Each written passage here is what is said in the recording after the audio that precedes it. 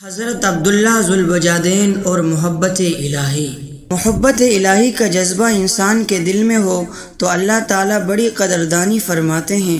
محبت میں ایسی کیفیت ہو جیسی حضرت عبداللہ ذوالبجادین کو نصیب تھی۔ یہ ایک نوجوان صحابی تھے جو مدینہ طیبہ سے کچھ فاصلے پر ایک بستی میں رہتے تھے۔ دوستوں سے معلوم ہوا کہ مدینہ طیبہ میں ایک پیغمبر علیہ السلام تشریف لائے ہیں، چنانچہ حاضر ہوئے، چوری چھپے کلمہ پڑھ لیا، پس گھر واپس آ گئے۔ گھر کے سب لوگ ابھی کافر تھے، لیکن محبت تو وہ چیز ہے جو چھپ نہیں سکتی۔ اپنی طرف سے چھپا کے کسی کو پتہ نہ چلے، مگر نبی علیہ السلام کا تذکرہ کرتا کوئی تو وہ متوجہ ہوتے۔ ایک دم بھی محبت چھپ نہ سکی جب تیرا کسی نے نام لیا۔ چنانچہ گھر والوں نے اندازہ لگا لیا کہ کوئی نہ کوئی معاملہ ضرور ہے۔ ایک دن چچا نے کھڑا کر کے پوچھا، بتاؤ بھائی کلمہ پڑھ لیا ہے؟ فرمانے لگے، جی ہاں چچا۔ کہنے لگا، اب تیرے سامنے دو راستے ہیں، یا تو کلمہ پڑھ کر اس گھر سے نکل جا، اور اگر گھر میں رہنا ہے تو پھر ہمارے دین کو قبول کر لے۔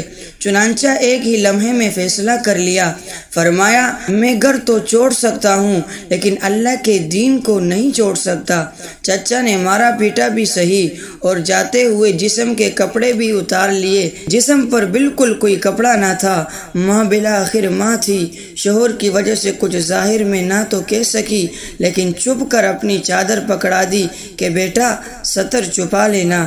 وہ چادر لے کر جب باہر نکلے تو اس کے دو ٹکڑے کیے، ایک سے ستر چھپا لیا اور دوسری اوپر اوڑھ لی، اس لیے ذوالبجادین یعنی دو چادروں والے سے مشہور ہو گئے۔ اب کہاں گئے جہاں سودا کر چکے تھے؟ قدم بے اختیار مدینہ طیبہ کی طرف بڑھ رہے تھے۔ رات کا سفر کر کے صبح نبی کریم صلی اللہ علیہ وسلم کی خدمت اقدس میں حاضر ہوئے۔ نبی کریم صلی اللہ علیہ وسلم نے دیکھا تو چہرے پر عجیب خوشی کی کیفیت ظاہر ہوئی۔ صحابہ کرام متوجہ ہوئے کہ یہ کون آیا ہے کہ جس کو دیکھ کر اللہ کے محبوب کا چہرہ یوں تمتما اٹھا ہے۔ دونوں جہاں کسی کی محبت میں ہار، وہ آ رہا ہے کوئی شب و غم گزار کے۔ چنانچہ حاضر خدمت ہوئے اور عرض کیا کہ اے اللہ کے نبی، سب کچھ چھوڑ چکا ہوں، اب آپ کے قدموں میں حاضر ہوں۔ چنانچہ اصحاب صفہ میں شامل ہو گئے اور وہیں رہنا شروع کر دیا۔ چونکہ قربانی بڑی دی تھی، محبت الہی میں اپنا سب کچھ داؤ پر لگا دیا تھا، اس لیے اس کا بدلہ بھی ایسا ہی ملنا چاہیے تھا۔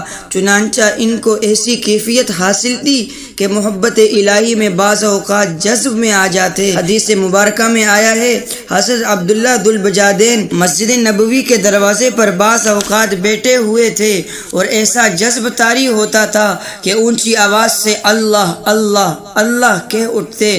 حضرت عمر نے دیکھا تو انہوں نے ڈانٹا کہ کیا کرتا ہے؟ یہ سن کر نبی علیہ السلام نے فرمایا، عمر عبداللہ کو کچھ نہ کہو، یہ جو کچھ کر رہا ہے اخلاص سے کر رہا ہے۔ کچھ عرصہ گزرا، نبی کریم صلی اللہ علیہ وسلم ایک غزوے میں تشریف لے گئے۔ حضرت عبداللہ ذوالبجادین بھی ساتھ تھے۔ راستے میں ایک جگہ پہنچے تو بخار ہو گیا۔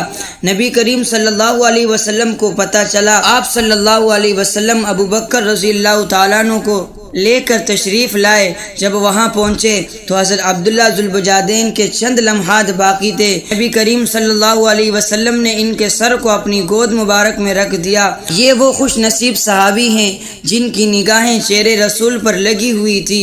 وہ اپنی زندگی کے آخری سانس لے رہے تھے۔ سبحان اللہ، گود مبارک میں ہی اپنی جان اس کیفیت میں جان آفریں کی سپرد کر دی۔ نبی کریم صلی اللہ علیہ وسلم نے ارشاد فرمایا کہ ان کے کفن دفن کی تیاری کرو۔ آپ صلی اللہ علیہ وسلم نے اپنی چادر بھجوائی اور فرمایا کہ عبداللہ کو اس چادر میں کفن دیا جائے۔ سبحان اللہ، واہ اللہ، تو بھی کتنا قدردان ہے۔ جس کی بدن کو تیری راہ میں ننگا کیا گیا تھا، آج اس بدن کو تو اپنے محبوب کی کملی سے چھپا رہا ہے۔ سودا تو کر کے دیکھیں، پھر دیکھیں اللہ رب العزت کیسی قدردانی فرماتے ہیں۔ خود نبی کریم صلی اللہ علیہ وسلم نے ان کا جنازہ پڑھایا، پھر جنازہ لے کر قبرستان کی طرف چلے۔ شریعت کا مسئلہ ہے کہ جو آدمی میت کا سب سے زیادہ قریبی ہو تو وہ قبر میں اس کو اتارنے کے لیے اترے۔ اس وقت ابو بکر رضی اللہ تعالیٰ عنہ اور حضرت عمر رضی اللہ تعالیٰ عنہ بھی کھڑے تھے۔ نبی کریم صلی اللہ علیہ وسلم نے خود قبر میں اتر کر فرمایا، اپنے بھائی کو پکڑا دو مگر ان کے ادب کا خیال رکھنا۔ آپ صلی اللہ علیہ وسلم نے اس عاشق صادق کو اپنے ہاتھوں میں لیا اور زمین پر لٹا دیا، گویا امانت کو زمین کے سپرد کر دیا۔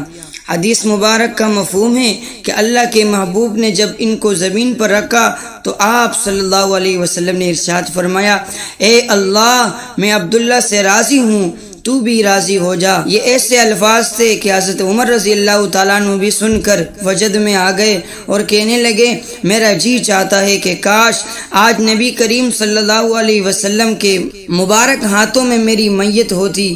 دیکھا، محنت، مجاہدہ اور قربانی کرنے والوں کو اللہ رب العزت یوں بدلہ دیا کرتا ہے۔ آپ سوچئے، جو آقا علیہ الصلوۃ والسلام اپنے کمر بندوں کو حکم ارشاد فرماتا ہے کہ حل جزاء الاحسان الا الاحسان، تو اگر اس کے لیے قربانیاں دے تو کیا اللہ رب العزت قدردانی نہیں فرمائیں گے؟ ضرور فرمائیں گے۔ سبحان اللہ۔ اگر ویڈیو پسند آ گئی تو ویڈیو کو لائک کریں اور چینل کو سبسکرائب کریں، ساتھ میں موجود بیل آئیکن کو ضرور دبائیں تاکہ ہماری ہر نئی ویڈیو آپ تک سب سے پہلے پہنچ سکے۔